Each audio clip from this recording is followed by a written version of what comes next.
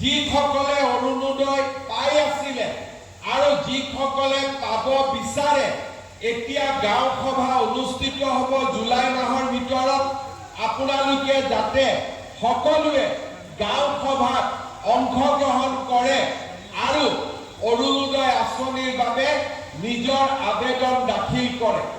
অহা 10 ছেপ্টেম্বৰ তাৰিখৰ পৰা আমি আমাৰ ৰাজ্যত 40 লাখ লোকক অৰুণোদয় আঁচনি দিয়াৰ কাম আৰম্ভ কৰিম। বৰ্তমান 22 লাখ লোকে পাই আছে আৰু 10 ছেপ্টেম্বৰৰ পৰা 40 লাখ পৰিয়ালে অৰুণোদয় আঁচনি লাভ কৰিব।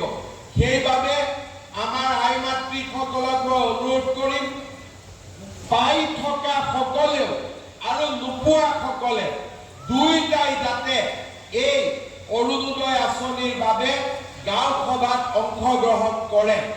যিসকলে অৰুণোদয় পাই আছিলে আৰু যিসকলে পাব বিচাৰে এতিয়া গাঁও সভা অনুষ্ঠিত হ'ব জুলাই মাহৰ ভিতৰত আপোনালোকে যাতে সকলোৱে গাঁও সভাত অংশগ্ৰহণ কৰে আৰু অৰুণোদয় আঁচনিৰ বাবে নিজৰ আবেদন দাখিল কৰে।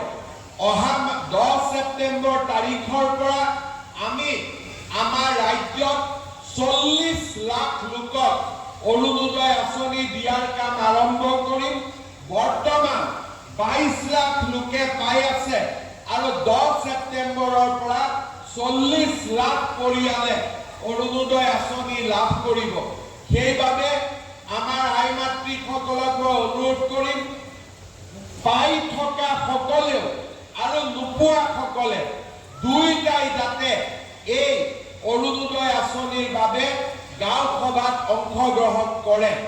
যিসকলে অৰুণোদয় পাই আছিলে আৰু যিসকলে পাব বিচাৰে এতিয়া গাঁও সভা অনুষ্ঠিত হ'ব জুলাই মাহৰ ভিতৰত আপোনালোকে যাতে সকলোৱে গাঁও সভাত অংশগ্ৰহণ কৰে আৰু অৰুণোদয় আঁচনিৰ বাবে নিজৰ আবেদন দাখিল কৰে।